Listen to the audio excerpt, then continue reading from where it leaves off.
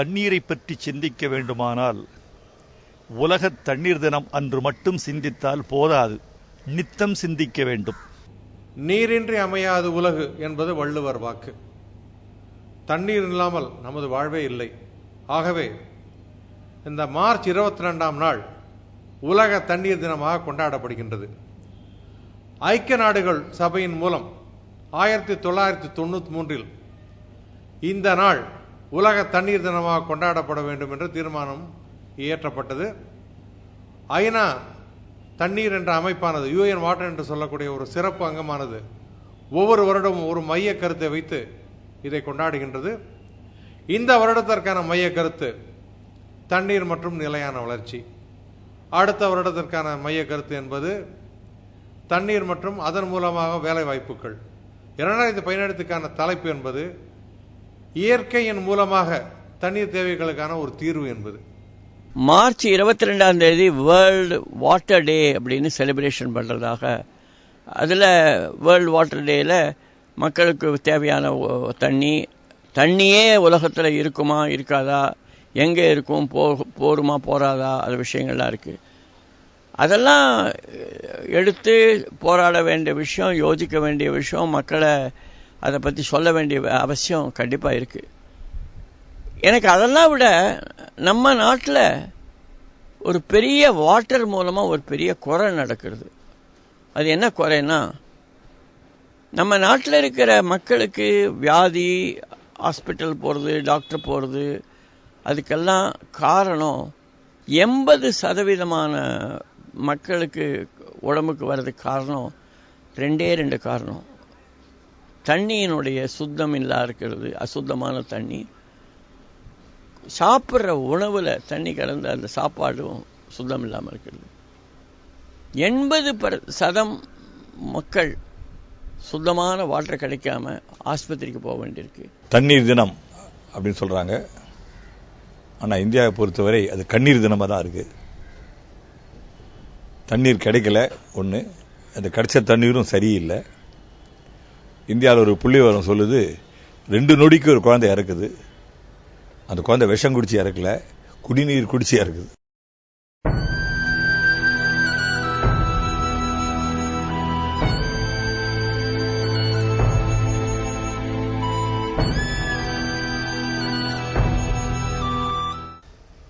மனிதன் தண்ணீரோடுதான் ஜனிக்கிறான், தண்ணீரோடுதான் மரிக்கிறான்.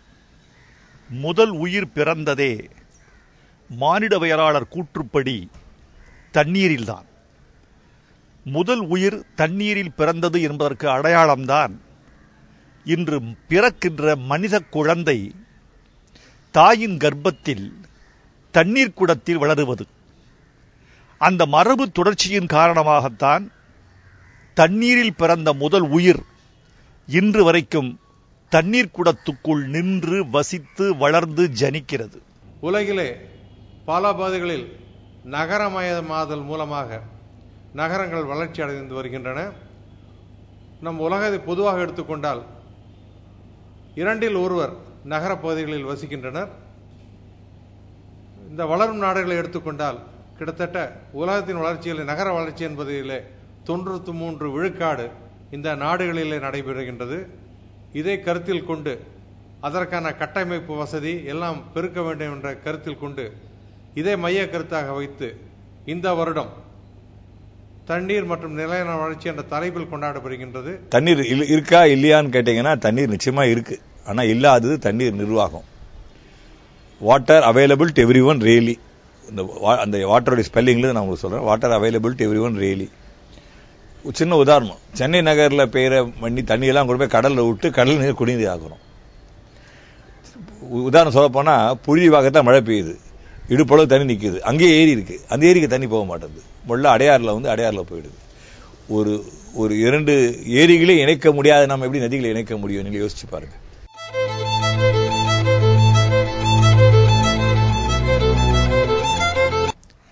தண்ணீர் தான் உயிர்களை வடிவமைக்கிறது, உலகத்தை வடிவமைக்கிறது. ஆனால் இந்த தண்ணீரின் பெருமையை மனித கூட்டம் எவ்வளவு உணர்ந்திருக்கிறது என்பதை என்னால் முழுக்க உணர முடியவில்லை.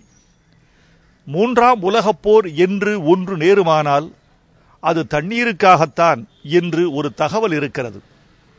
இந்த தண்ணீரை எப்படி சேமிப்பது, தண்ணீரின் பெருமையை எப்படி உணர்ந்து கொள்வது என்பதை இந்த நாளில் பொதுமக்களும் மனித கூட்டமும் புரிந்து கொள்ள வேண்டும் என்றே நான் கருதுகிறேன். தண்ணீர் ஒன்று தான் இயற்கை நம்ம கூரை மேலே பொத்துட்டு கொடுக்குது. அந்த தண்ணீரை நம்ம மழைநீர் அறுவடை பண்ணணும். அது ஒரு குட்டி கதையை சொல்கிறேன். அந்த கதை மூலம் கதைகள் சொல்லும்போது மக்கள் ஞாபகம் வச்சுப்பாங்க. ஒரு பழைய கதையை நான் கொஞ்சம் அபிவிருத்தி பண்ணியிருக்கேன். ஒரு ஊரில் வெள்ளம் வருது. அப்போ ஒருத்தர் வீட்டில் இருக்காரு, எல்லாம் சொல்ல வெள்ளம் வருது, மோட்டர் பைக்கில் ஏறிக்குங்கன்றாரு. அவர் சொல்லாரு எனக்கு கடவுள் காப்பாற்றுவார் அப்படின்ற. அப்புறம் கொஞ்சம் தண்ணி அதிகமாகுது. ஒருத்தர் காரில் வராரு, தம்பி ஏறிக்கப்பா வெள்ளம் வருது, நீங்கள் போங்க சார் கடவுள் காப்பாற்று. ஒருத்தர் படகுல வராரு, தம்பி வந்துருக்கு படகுல ஏறிக்கு கடவுள் காப்பாற்றுவார்ன்றாரு. தண்ணி வேகமாக ஏறுது. ஒரு மொட்டை மாடிக்கு போயிடுறாரு. அப்போ ஹெலிகாப்டர் ஒன்று வருது. அந்த ஹெலிகாப்டர் ஏணியை போட்டு ஏறிக்குங்க, இல்லை கடவுள் காப்பாற்றுவார்ன்றாரு. அந்த தண்ணீர் அதிகமாக ஒரு மூக்குக்குள்ளே போகுது. படுவாய் கடவுளை ஏமாத்திட்டே திட்டுறாரு. இப்போ ஒரு குரலுக்கு மடையா, அங்கே ஸ்கூட்டரில் வந்தது யாரு, காரில் வந்தது யாரு, படகுல வந்தது யாரு, ஹெலிகாப்டர் வந்தது யாரு, நானா வரமாட்டேன், நல்ல மனிதர்கள் மூலம் வருவேன்றார். இதான் இந்த கதையை எப்படி உதாரணமாக சொல்கிறேன்னா, மெரினா கடற்கரையில் யாகம் நடத்துகிறாங்க. என்ன யாகம், மழை வேணும்னு. அப்போ நிர்மல் குரலுங்க வருது. நிர்மல்னா கடவுள் நிர்மல்னு பேசுறாரு. மடையர்களே உங்கள்கிட்ட மொட்டை மாடிலே கொட்டுறாங்க, அதை விட்டுட்டு இங்கே யாகம் பண்ணுறீங்களே. அதான் விஷயம். மழைநீர் அறுவடைன்றத வீட்டில் பண்ணலாம், ஒரு சாலைக்கே பண்ணலாம், தெருக்கு பண்ணலாம், கட்டிடத்துக்கு பண்ணலாம், ஊருக்கே பண்ணலாம். இன்று உலக தண்ணீர் சிக்கன தினம். மனிதன் உயிர் வாழ அடிப்படை தேவை தண்ணீர். இத்தண்ணீரை மனிதன் சேமித்து வைக்கிறானா என்பதை நாம் சிந்தித்து பார்க்க வேண்டும். ஏனென்றால் மத்திய அரசாங்கம் இன்று ஒவ்வொரு மாநிலங்களுக்கும் தண்ணீரை சேமிப்பதற்கு பல 100 கோடி ரூபாய்களை ஒதுக்கி விழிப்புணர்வை ஏற்படுத்த சொல்லியிருக்கிறது. ஆனால் நாம் மனிதராகிய நாம் தண்ணீரை நம் இஷ்டப்படி வீணாக செலவழித்துக் கொண்டிருக்கிறோம். ஏரின்னு ஒன்று இருக்கு, குளம்னு ஒன்று இருக்கு. உங்களுக்கு தெரியும், ஏரின்றதுனா நிலப்பரப்பு மேலே கட்டுறது, குளம்ன்றது பூமியை தோண்டி கட்டுறது. குளங்கள் பொதுவாக குடிநீருக்கு, ஏரின்றது பாய்ச்சனத்துக்கு. குளம்ன்றது நம்ம கையில் மொள்ளணும், ஏரின்றது கதவை திறந்தால் தண்ணி வெளியே போயிடும். இப்போ பார்த்தீங்கன்னா சென்னையை சுற்றி ஒரு 200-300 ஏரி, விவசாய ஏரிகள். இப்போ விவசாய நிலைமை இல்லை.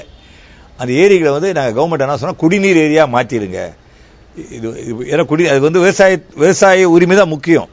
விவசாயிகள் உரிமை யாரும் தட்டி பறிக்க முடியாது. ஆனால் விவசாயிகள் இல்லைன்ற போது அது குடிநீர் ஏரி ஆக்கிடலாம். குடிநீர் ஏரி ஆக்கின பிறகு ஏரி குளம் திட்டம் கொடுத்துருக்கோம். ஏரி குளம்னா அந்த ஏரிகளை ஆழப்படுத்துங்க, 20 அடி 30 அடி குளமாக்கிடுங்க, அந்த மண்ணை மேலே போட்டு கரையை உயர்த்துங்க. இப்போ ஏரியுடைய கொள்ளளவை 3-4 மடங்கு அதிகரிக்கலாம். அதாவது புதிய ஒரு குளத்தை ஏரியோ கட்டுறதுக்கு இடம் இல்லை. ஆனால் இருக்கிற குளம் ஏரியை ஆழப்படுத்தலாம்.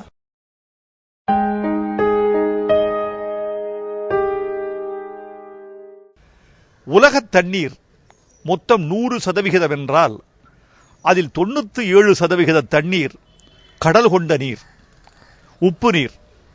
1% தண்ணீர் பனிமலைகளில் உறைந்து பனிக்கட்டியாய் கிடக்கும் நீர்.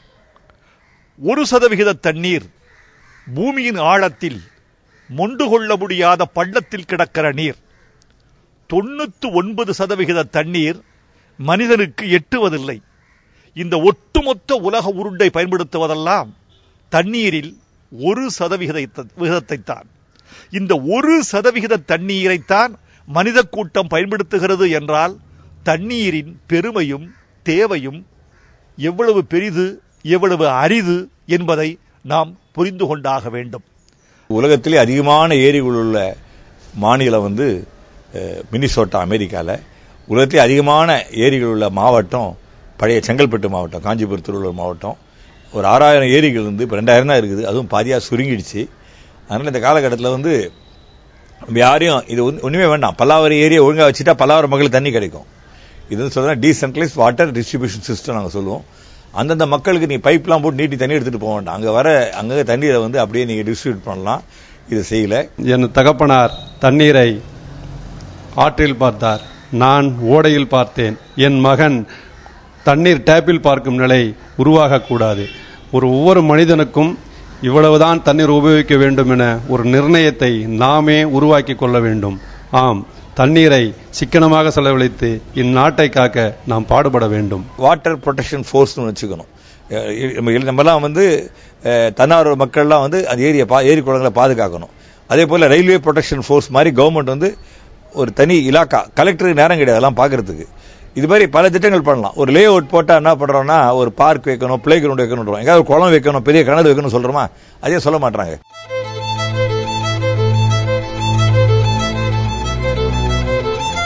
தண்ணீரின் தேவை இன்றைக்கு 2 வழிகளில்தான் அதிகம் செலவழிக்கப்படுகிறது. ஒன்று விவசாயத்திற்கு, இன்னொன்று தொழிற்சாலைகளுக்கு.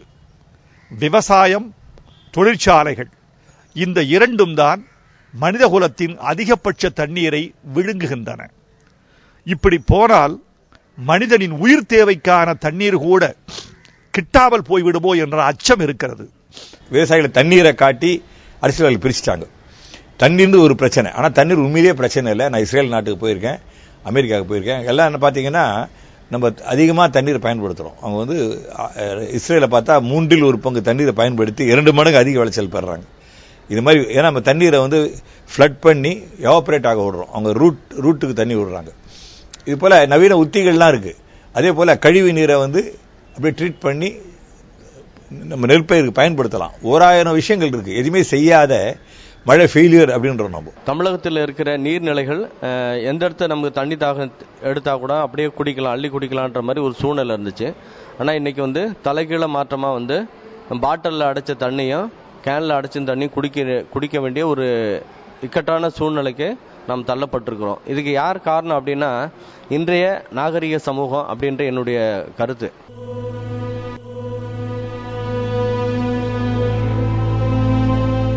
விஞ்ஞான உலகத்திற்கு ஒரு வார்த்தை. தண்ணீர் குறைந்த விவசாயத்தை இந்த உலகுக்கு நாம் அறிமுகப்படுத்த வேண்டும். தண்ணீர் குறைந்த பயன்பாட்டில் உற்பத்திகளை பெருக்குவதற்கான உத்திகளை நாம் கையாள வேண்டும். மனித கூட்டம், ஒட்டுமொத்த மனித ஜாதி தண்ணீரை எப்படி பயன்படுத்த வேண்டும் என்றால், ஒரு காலத்தில் தண்ணீரை பணத்தை சொல்லுவார்கள், அவன் பணத்தை தண்ணீரை போல செலவழிக்கிறான் என்று. பழமொழி மாறுகிறது, உலகம் மாறுகிறது. இனிமேல் தண்ணீரை தங்கத்தை போல் செலவழிக்க வேண்டிய காலகட்டத்திற்கு நாம் தள்ளப்பட்டிருக்கிறோம். இப்போ வந்து கடைசியாக ஒரு அதிர்ச்சியான செய்தி என்னன்னா, இப்போ வந்து விவசாயிகள்லாம் எடுத்துக்க போறாங்க, ஃபேக்டரிஸ்லாம் வரப்போகுது. உணவு கிடைக்காத விட்டுடுங்க, இந்த பூமியில் இருக்கிற வாட்டர் டேபிள், இந்த நீர் மேஜைக்கு அந்த வாய் எதுனா இந்த நிலங்கள் தான்.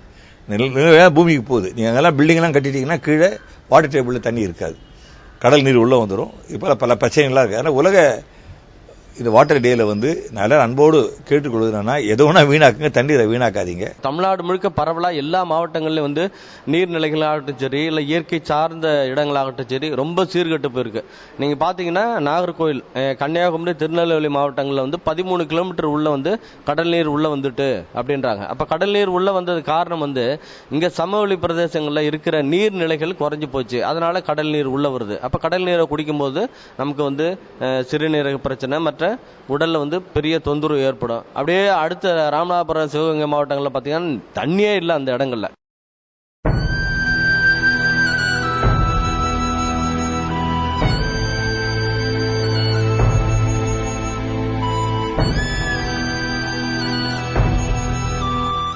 தண்ணீரை விரயம் செய்யாதீர்கள், தண்ணீரை கும்பிடுங்கள், தண்ணீரை தாய் என்று போற்றுங்கள். தண்ணீர்தான் உள்ளங்கையில் ஊறி நிற்கும் திரவக் கடவுள் என்று கருதி கொள்ளுங்கள். நான் ரொம்ப கவனமாக கையாளுகிறேன். குளிக்கும் போது குறைந்தபட்ச தண்ணீரில் குளிப்பது எப்படி என்பதை நான் தினந்தோறும் பயிற்சி செய்து புரிந்து கொண்டிருக்கிறேன். முகம் அழிக்கிற பொழுது அல்லது பல் துலக்குகிற பொழுது என் தேவைகள் தீருகிற வரைக்கும் தண்ணீர் குழாய் திறந்திருக்கும், ஓடிக்கொண்டே இருக்கும். இப்போது பல் துலக்கும் போது நிறுத்தி விடுகிறேன். கொப்புளிக்கும் போது மட்டும் தண்ணீரை எடுத்துக் கொள்கிறேன். முகம் அழிக்கும் போது குழாயை மூடி விடுகிறேன். முகம் அழிக்க தேவையான தண்ணீருக்கு மட்டும் குழாயை திறக்கிறேன். இது என்னளவில் தண்ணீரை சேமிக்கும் உத்தி என்றால், உலக அளவில் உங்கள் வீட்டில் உங்கள் பிள்ளைகளுக்கு, உங்கள் பெற்றோர்களுக்கு, ஏன் உங்களுக்கே தண்ணீரின் தேவையை நீங்களே போதித்துக் கொள்ள வேண்டும். தண்ணீர்தான் உலகம், உலகம்தான் தண்ணீர். தண்ணீரை போற்றுவோம், தண்ணீரை சேமிப்போம், புதிய தலைமுறைக்கு தண்ணீரின் பெருமையை சொல்லிக் கொடுப்போம். எங்காவது நான் போனா உடனே தண்ணி கொடுப்பாங்க, ஃபுல் டம்ளர் கொடுப்பாங்க. நான் சொல்றது கொஞ்சோண்டு கொடுங்க அப்படின்னு, கொஞ்சோண்டு கொடுங்க, கையில் ஒரு பாட்டில் கொடுங்க, வேண்டிய அப்போ நான் ஒரு சிப் பண்ணிட்டு கீழே வச்சுருவேன். அங்கேருந்து நம்ம தண்ணீரை வந்து வீணாக்க கூடாது. அந்த தண்ணீர் தேவைன்னா எடுத்துக்கணுன்றதை ஞாபகம் வச்சுக்கலாம். அது ஒரு பெரிய சப்ஜெக்ட். அது உதாரணத்துக்கு நிறைய நான் ஐடியா கொடுத்துருவோம் கவர்மெண்ட்டுக்கு. ஒரு ஐடியா என்னன்னா, கூவம் அடையாறுலாம் கிளீன் பண்ணி இப்போ புதிய ஏரி உண்டாக்குறதுக்கே வாய்ப்பு இல்லை. நாங்கள் அரசாங்கத்துக்கு என்ன சொல்லியிருக்கோம்னா, இதை சுத்தப்படுத்தி இங்கே வாட்டர் ஸ்டாக் பண்ணி வச்சுக்கலாம். நீங்கள் சியோல் போனீங்கன்னா சவுத் கொரியாவில் அங்கே இருக்க ஆறுல தான் குடிநீர் தேக்கி வச்சுக்கிறாங்க. அது மாதிரி பண்ணலாம். அது முக்கியமான விஷயம். முன்னாடிலாம் வயல்வெளிகளில் வந்து நீங்கள் பார்த்தீங்கன்னா ஒரு விவசாயி வந்து ஏர் ஓட்டுறாரு, அல்லது வந்து நாற்று பிடுங்குறாரு, அல்லது வந்து நடுற பெண் கூட அப்படியே பக்கத்தில் வந்து ஏர் ஓட்டிகிட்டு இருப்பாரு, அடுத்த வயலில் போய் தண்ணி குடிப்பார். ஆனால் இன்னைக்கு கிராமப்புறங்களில் அந்த மாதிரி குடிக்க வேண்டிய சூழ்நிலை ஏற்படல. ஏன்னா தண்ணியை வந்து வீட்டிலேருந்து எடுத்துகிட்டு வர காரணம் என்ன அப்படின்னா, அதிகப்படியான ரசாயன கொல்லிகள், அதாவது யூரியா, உரம், இந்த மாதிரி வந்து மனித நாகரிகங்கிற பெயர்வில் மனித உயிர்களுக்கு இல்லை மற்ற உயிர்களுக்கு தீங்கு விளைவிக்கக்கூடிய உரங்களும் ஊரியாவும் பயன்படுத்துறதால வந்து நீர்நிலைகள் மாசு அடைஞ்சிருச்சு. கழிவு நீரை வேஸ்ட் வாட்டர் நாங்கள் சொல்றது இல்லை, யூஸ் டு வாட்டர்ன்றோம். இப்போ எங்கள் வீட்டில் எடுத்துக்கிட்டிங்கன்னா நாங்கள் என்ன பண்ணுறோம்னா, நிறைய 2000 செடி வச்சுருக்கோம் வீட்டில். இதுக்கு தண்ணீர் பார்த்தீங்கன்னா அரிசி, காய்கறி, பருப்பு கழுவ தண்ணி ஊற்றுறோம். காரணம் கேட்டிங்கன்னா, நீங்களே யோசிச்சு பாருங்க, நீங்கள் தான் செடி எந்த தண்ணி விரும்புவீங்க? குளோரின் உள்ள குடிநீரியா, புரதசத்து நிரம்பிய இந்த செல்லேஜின் பேர் கிரே வாட்டர், அதை யூஸ் பண்ணுறோம். அப்புறம் எங்கள் எக்ஸ்னோரா உறுப்பினர் என்ன பண்ணுறாங்கன்னா, அந்த வீட்டில் இந்த பாத்திரம் கழுவுறாங்க இல்லையா, அதுக்கு வந்து நாங்கள் ஆர்கானிக் சோப் பயன்படுத்துகிறோம். பாத்திரம் கழுவும்போது அந்த தண்ணியும் செடிக்கு ஊற்றிடுறோம். அப்புறம் டாய்லெட் வாட்டருக்கு பாருங்க, டாய்லெட் வாட்டர் வந்து கருப்பாக இருக்கும். இது கிரே வாட்டர், டாய்லெட் வந்து பிளாக் வாட்டர். அது வந்து பாக்டீரியா போட்டால் நல்ல நீராக மாறிடும். பாக்டீசம், ஆக்டிசம் விற்குது, அது போட்டால் நல்ல, அது வந்து அதுவும் செடிக்கு ஊற்றிக்கலாம். பாத்ரூம் வாட்டருக்கு அது பேர் ஒயிட் வாட்டர் பேர். ஞாபகம், grey water, white water, black water. இந்த ஒயிட் வாட்டர் கொஞ்சம் விலங்கமானது. அதில் இது இருக்கு, பாஸ்பேட் இருக்கு. நீங்க என்ன பண்ணோம்னா, கல்வாழை, சேனக்கிழங்கு, கிழங்கு, எந்த கிழங்குல கீழே இது கிழங்கு இருக்கோ, பல்பு இருக்கோ, அதை ஒரு 10 செடி வச்சிங்கன்னா அது அப்படியே இது சாப்பிட்டுடும், சல்ஃபேட்டை சாப்பிட்டு குடிநீர் சுத்தமாக்கிடும். அந்த தண்ணி போய் தொட்டியில் விடும், அதுவும் செடிக்கு பயன்படுத்திக்கலாம். அதெல்லாம் வீட்டில் பாதாள சாக்கடை திட்டமே வேண்டாம், நம்ம வீட்டில் வர கழிவு நீரை பயன்படுத்திக்கணும். மேற்கு தொடர்ச்சி மலையில ஆகட்டும் சரி, கிழக்கு தொடர்ச்சி மலையில்ட்டும் வந்து ஒரு வீடு கட்டுவது இல்லது வந்து இந்த வெயில் காலங்களில், கோடை காலங்களில் போய் தங்குவதற்கு ஒரு இருப்பிடம் தேவை என்பதற்காக அங்கே ஒரு வீடை கட்டுறது. அப்போ ஒரு வீடு கட்டும்போது என்ன ஆகுனா, அங்கே இருக்க மரங்களை அழிக்கப்படும், அல்லது இயற்கை வளங்களை அழிச்சிட்டு தான் ஒரு வீடை கட்டணும். இவர் 1 மாதம் தங்குவதற்காக இந்த இயற்கை சார்ந்த இடங்களை அழிக்கிறது, அதன் மூலம் வந்து அந்த இடத்தை வந்து பாழ்படுத்துகின்ற ஒரு செயலை தொடர்ந்து இந்த சமூகம் செய்து கொண்டிருக்கிறது. உலக தண்ணீர் தினத்தை அன்னைக்கு தயவுசெய்து எல்லாரும் கேட்டுக்கிறேன், நான் வந்து மற்ற மாநில மக்களையும் கேட்டுக்கிறேன். இது வந்து எல்லா மதங்களையும் சொல்றாங்க, இந்த ஜலதானம்னு வாங்க. தண்ணீர் மட்டும் இல்லைன்னு சொல்லவே கூடாது. தண்ணீர் இல்லை அப்படின்னு சொல்றவங்களுக்கு வந்து தண்ணி இல்லை, சாவர நேரத்தில் தண்ணி கிடைக்காத கஷ்டப்பட்டு இறப்பாங்க. அதனால் தண்ணீர் வந்து எல்லாம் பகிர்ந்துக்கணும். தயவுசெய்து இந்த உலக தண்ணீர் தினத்தன்னைக்கு ஒரு புதிய உறுதிமொழி எடுப்போம். ஏன்னா நம்ம வருங்கால சந்ததியில் நம்ம கஷ்டப்படுவாங்க தண்ணீர் இல்லாத.